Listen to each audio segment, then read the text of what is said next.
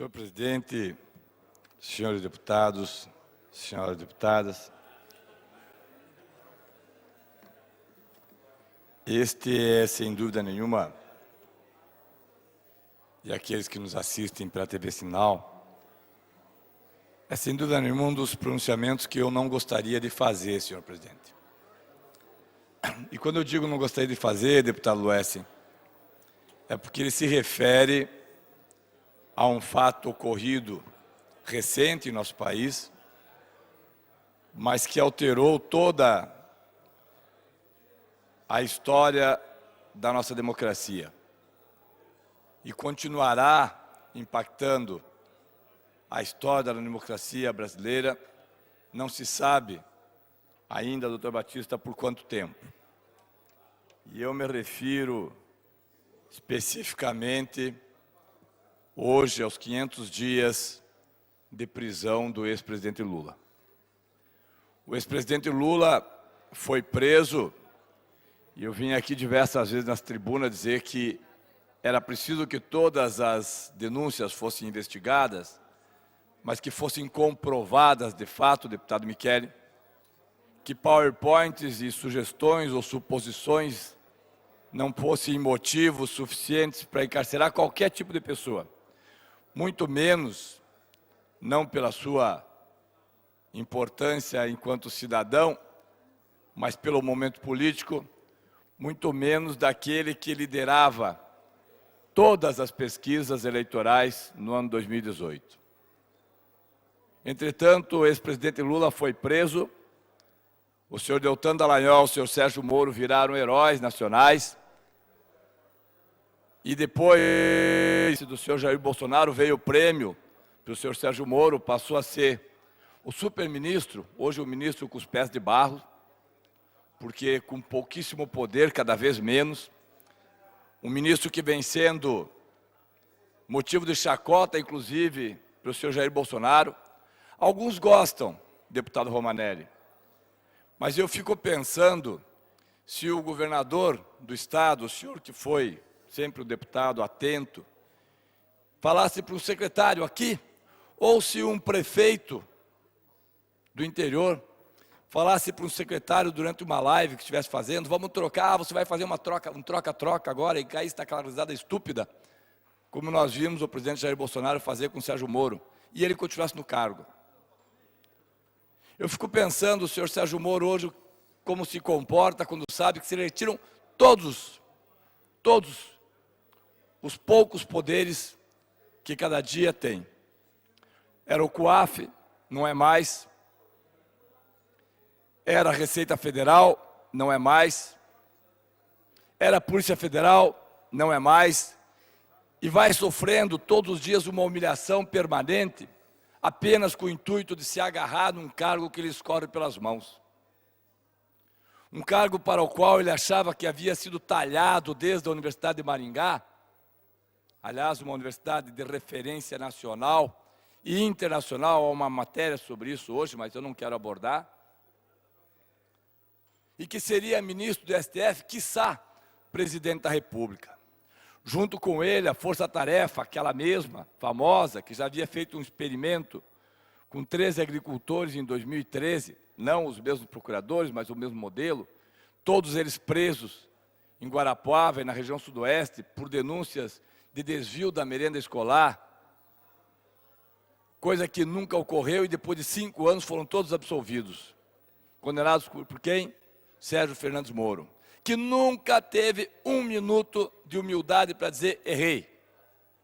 Nunca. Destruiu a vida dos 5, destruiu a vida do diretor aqui da empresa que fazia toda a logística, o Valmor, que fazia toda a logística do PAA e do PENAI, destruiu o PENAI, destruiu a agricultura familiar. Entretanto, era o seu sonho de consumo, ser ministro e ser presidente da República. 500 dias depois, o ex-presidente Lula é mais referência no mundo todo do que qualquer um desses senhores. O senhor Deltan Dallagnol, eu tenho falado várias vezes aqui, aliás, eu não entendo o silêncio que às vezes a nossa sociedade parece cabisbaixa o silêncio que ela aceita pacificamente. O silêncio de quem vê casos como a Itaipu, a negociação de energia elétrica agora que quase derruba o presidente da República.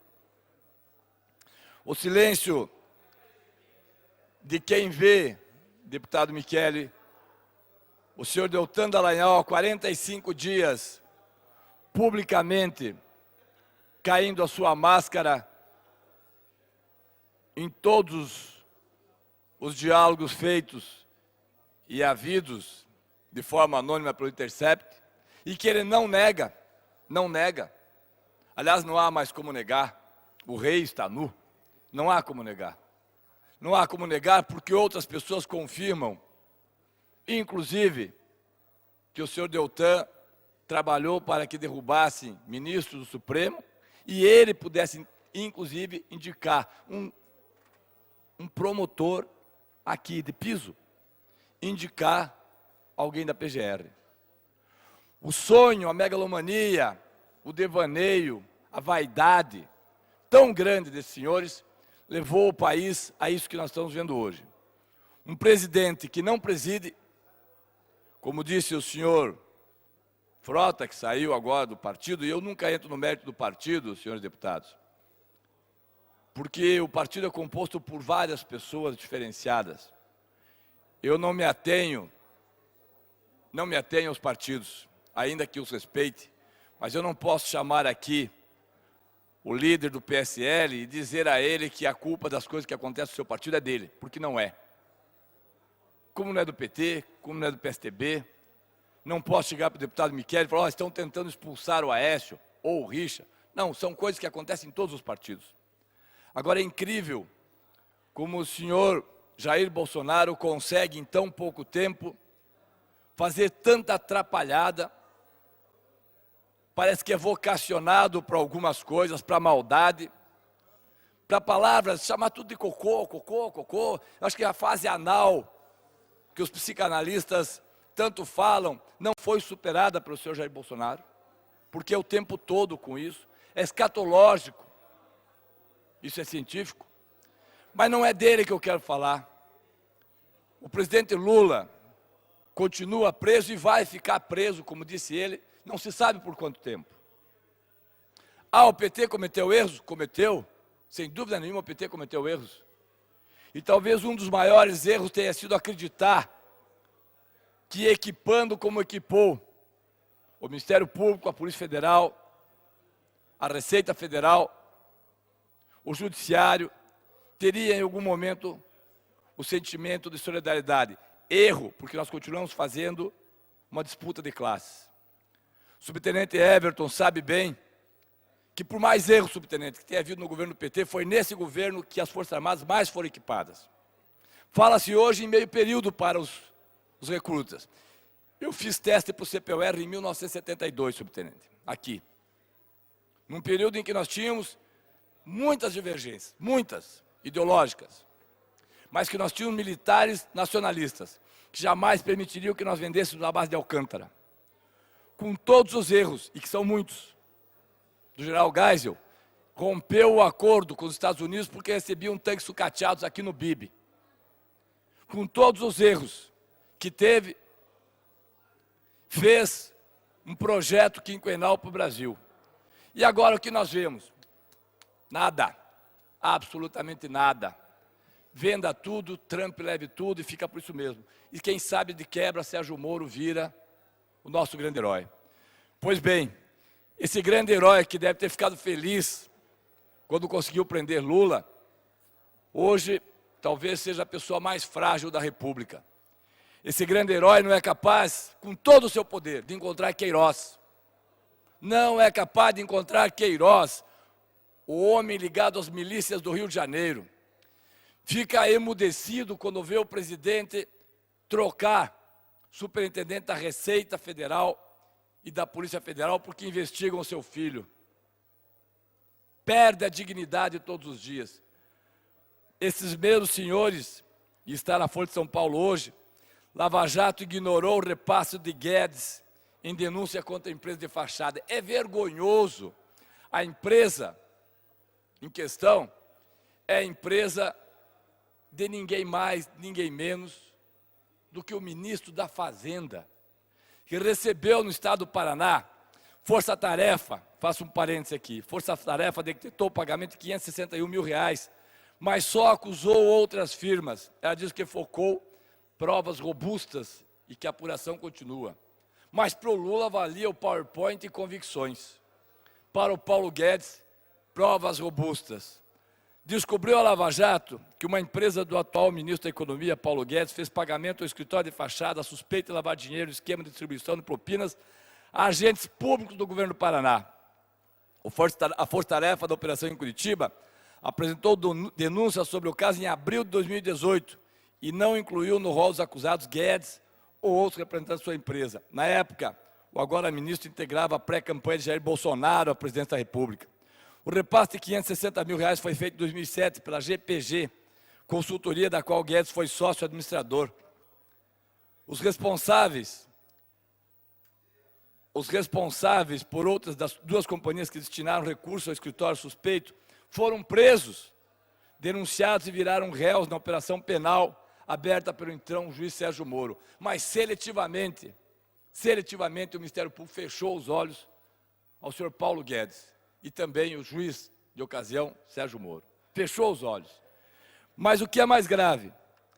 Sabem os senhores qual é essa operação? Obviamente que sabem, porque são pessoas que têm conhecimento. É a operação que envolve a Econorte do Grupo Triunfo, aqui do Paraná. A pedageira, deputado Evandro, lá de Maringá e do Norte do Paraná. A pedageira. A mesma pedageira que concorreu, inclusive, para fazer a duplicação e ter, obviamente, os anos de contrato da 323 e que perdeu para o Odebrecht e que o doutor, à época, Sérgio Moro, juiz, suspendeu, inclusive, a duplicação da rodovia porque a Odebrecht estava proibida de fazer aportes. O ex-presidente Lula continua preso, como eu falei, mas, de novo, a matéria fala, esta rede, segundo os investigadores, emitia notas fiscais frias apenas para justificar o recebimento de dinheiro e gerava recursos em espécie para o pagamento de subornos.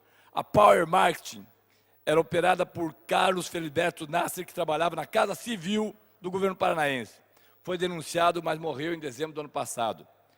Ao todo, a empresa do assessor recebeu R$2.900.000 da Rio Tibagi e da Triunfo Holding Participações. Atual Triunfo Participações e Investimentos. Ambas do Grupo Triunfo, entre 2005 e 2015. A empresa não tinha funcionários de atividade real, segundo aponta o Ministério Público Federal. O mesmo que fez a leniência aqui. O que é mais grave? Quebra de sigilo bancário revelaram um padrão. A maior parte dos recursos depositados na conta da Power Market era sacados por Nasser, descrito como operador financeiro do suposto esquema de propinas. O pagamento da empresa de Guedes foi feito dia 14 de agosto de 2007. 7 dias depois, Nasser sacou R$500 mil na conta da empresa. Naquela época, além do sócio da GPG, Guedes era acionista e integrante do Conselho de Administração da TPI, da Triunfo.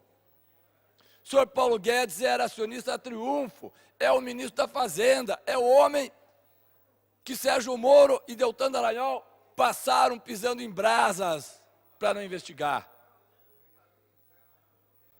Isso ofende o Ministério Público, isso ofende o Judiciário.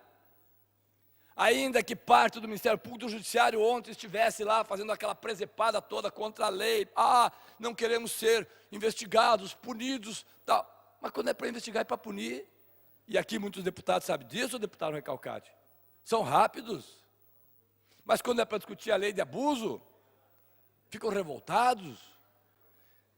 Que se retirem os excessos da lei de abuso. Mas que digam quais são. Deputado, 1 minuto para concluir. Da mesma forma, o então juiz Sérgio Moro declarou o interrogatório ilícito, pois o MPF não advertiu Nasser, que era advogado, de que tinha o direito de permanecer em silêncio. Que lindo! Como o Ministério Público não advertiu o advogado, deputada Mabel, que ele deveria ficar em silêncio, o juiz Sérgio Moro anulou todo o processo que envolvia o senhor Paulo Guedes. não precisa dizer mais nada.